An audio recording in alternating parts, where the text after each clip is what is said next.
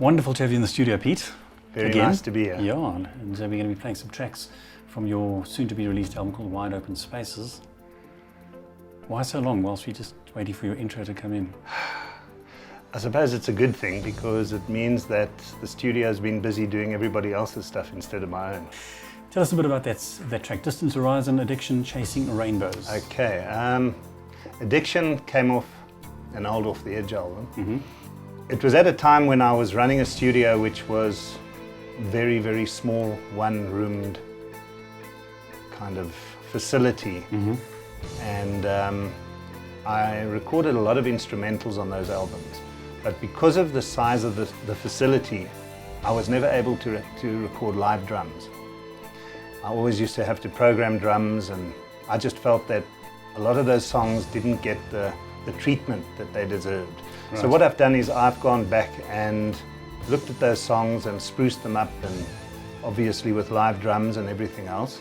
And Addiction was one of those. Chasing Rainbows, we came up with the riff at a sound check at one of our Clinton Co gigs. Mm-hmm. That's when Larry and I kind of knocked these songs into shape. We kind of jammed them at sound checks and things like that. Larry being Larry Rose, the drummer of Clinton Co, also played for Hotline and Cinema. Great. And Larry's been my session drummer at the studio for the last 2 or 3 years. And he's played on every track on this album. Is it just the two of you? No, it's Larry, myself. A lot of the older off the edge instrumentals I was talking about, I also wanted to get some Hammond organ on it. And when we did a few off the edge gigs, we played some of those songs, and of course with Dave Sharp being involved, mm-hmm. he added a lot of Hammond parts to those songs. And it lifted the songs so nicely that I just thought, if I am going to redo them, I'd love to get Dave involved. He played Hammond on these songs as well. And then there was one particular song. It was a song written by Dave, but it was a very quiet acoustic number, which was just piano and acoustic guitar. Mm-hmm. And I wanted to redo that. And I'd met up with a brilliant guitar player from Joburg, Grant Rugelis, and he blew me away with nylon string playing. And I just thought to myself, you know what, he needs to play on this album. And I'd played on one of his tracks on his album, so I thought, right, you bugger, you're going to play on one of mine. And he, why not? Man, oh man, he nailed this song, and it's just come out so nicely. So yeah, that's the sum total of it. It's myself, it's Larry Rose, it's Dave Sharp, and Grant Rugelis.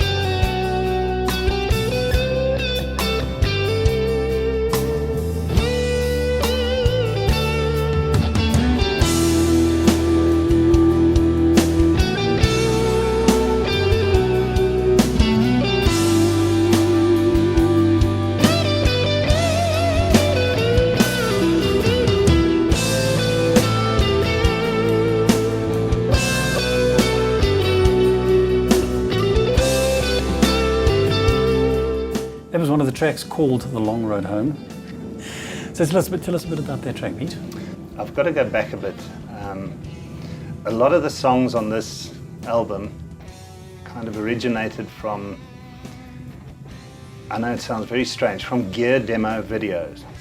I was approached about a year and a half ago by one of the big players in the musical instruments market, Marshall Music,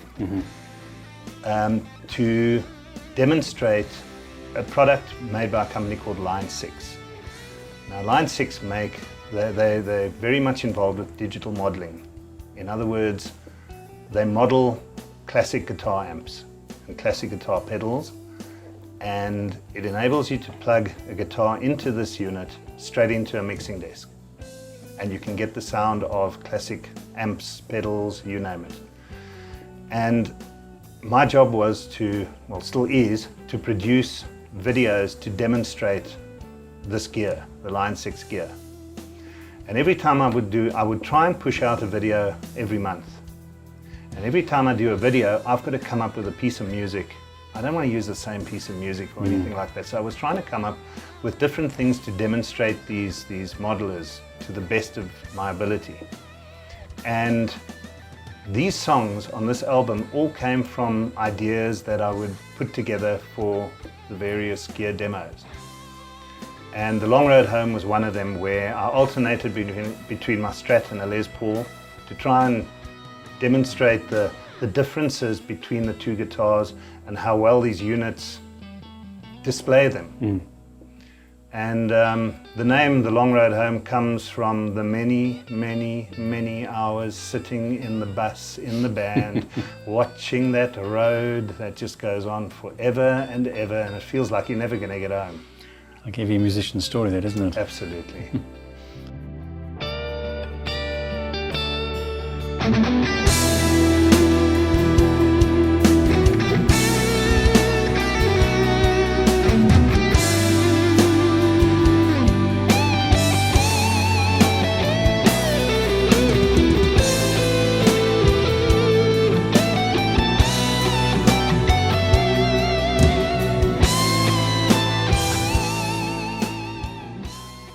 Okay, we're coming back to the track called Still Want You Back. Do you want to tell us about that now? Or Yeah, afterwards? this was another one of those gear demos I did. And I used the Les Paul and the Strat again, and I used the Strat for, if you could call it, the verses, and the Les Paul for the choruses. I was demonstrating the latest Line 6 product called the Helix, which this thing has blown me away completely. I'm addicted to it. I love it. It's one of the best modelers I've ever used, and I just think that this track demonstrates this unit beautifully. If you can imagine, there's no amps used on this track at all. Guitar going straight into the Helix, into the mixing desk.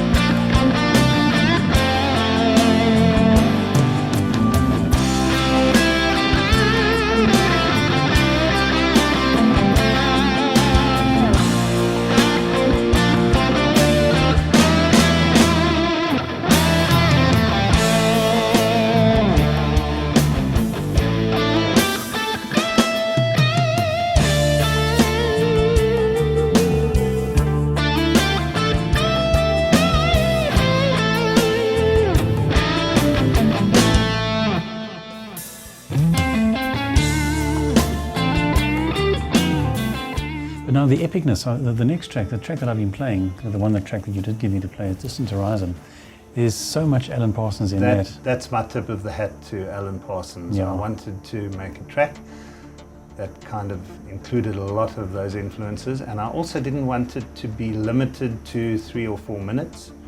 I wrote it until it was finished. So it's slightly longer than the rest. Okay, we're going to talk a bit more. In the meantime, in the background, you can hear the track called Distant Horizon. Played this a few weeks ago and on Diane's show on Tuesday night. And people, I've got to tell you, Pete, went absolutely crazy for this track. For me, this is probably your best track you've ever done. Thank you. Distant Horizon with Peter Hanmer, Mix 93.8 FM.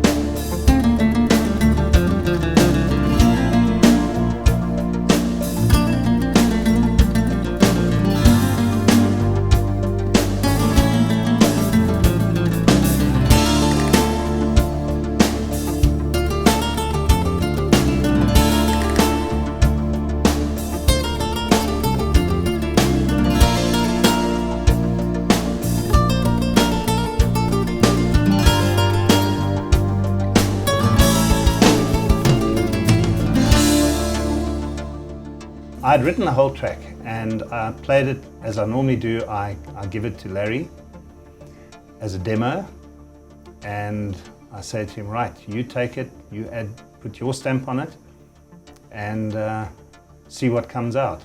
But it didn't have the middle part that it has now. And I played it to him and he said, no, he loves the track, but it's missing something. So I said, okay, well, what would you do? And he said, you know, Trevor Rabin, he comes up with these parts where he'll have a very quiet, kind of lush, laid-back part and then hit you right between the eyes with a really hard rock kind of feel to it. And we came up with a riff and everything and we stuck that right in the middle and I think it worked quite well. It's certainly not what Alan Parsons would do, but it definitely worked very well. Well, it complements what Alan Parsons would do because you've got that sort of Alan Parsons part in the beginning and the end, and then you've got this sort of Trevor Rabin-ish sort of feel in the middle. Yes.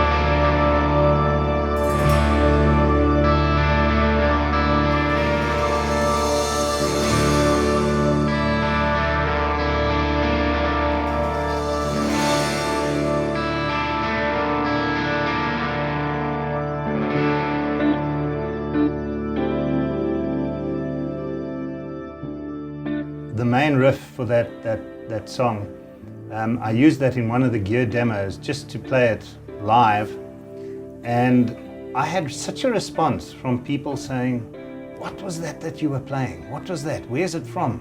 That I thought, well, maybe I should put that together into a song. That's how this whole song came about. And then obviously adding the keyboard parts and everything else, it kind of just came together. And the mellotron you could definitely hear there, Yes, for sure. Yes.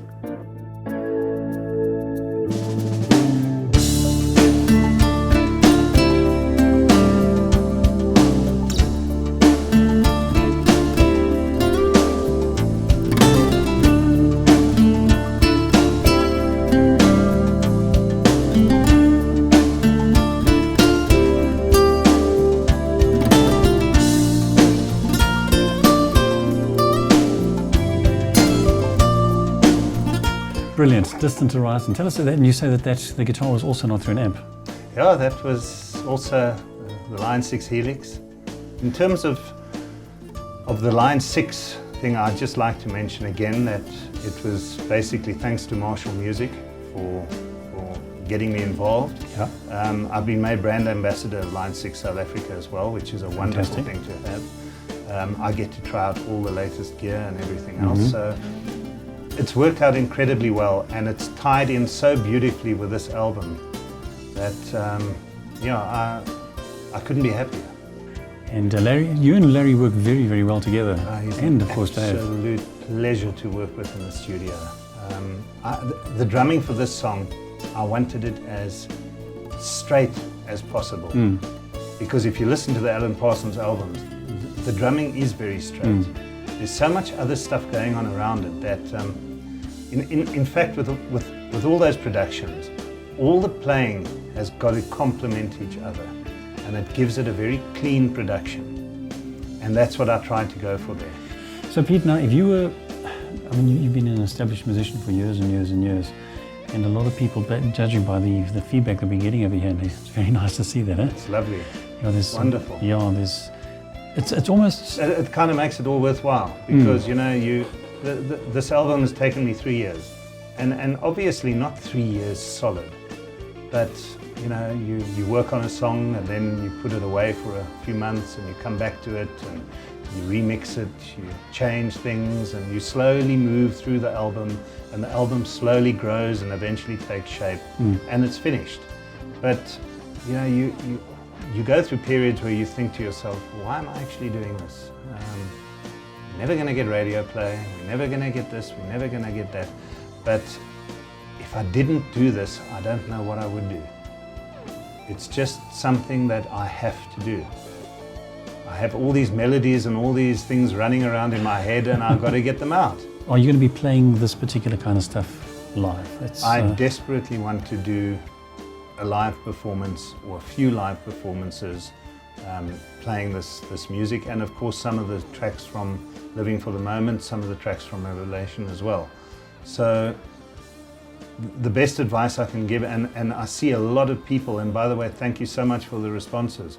They've been fantastic. Nice a lot of people SMSs. have asked when the album's coming out. Yeah. I want to get this album out as soon as possible. 3 years is now too damn long. And even an extra week feels like another year. Please visit my website, www.peterhanmer.co.za, and as soon as this album is available, it's going to be all over my website. It's going to be all over Facebook and everywhere else I can advertise it. I'll certainly mention it as well, and Thank you. we'll get all the other people in the Rockfest to do the same thing, because we want to get behind you like we always have, and to make sure that you get out there, because music is too good not to be appreciated. Yeah, I'm going all out for this one. I know I say that every time, but this time definitely. But there's a big look. Obviously, we meet a lot of different musicians and stuff, and I get to know guys. But you're one of the few people that actually go to the levels that you do to get your music out there, with the videos and the promotions and all that kind of stuff. You've got to do whatever you can to make yourself heard. That's a good lesson for any aspiring musicians, I believe. Rehearsals, as you know, Absolutely. and marketing yourself. So it's Mix 93.8 FM. It's Leon Economides in the studio with Peter Hanmer. Thanks so much for your SMSs, guys and girls. Really appreciate that. and definitely pick up the Alan Parsons influence, the guys are saying over here, so that's fantabulous. But Peter, you've mastered it. I think even Alan Parsons himself would be proud. Thanks, Leon.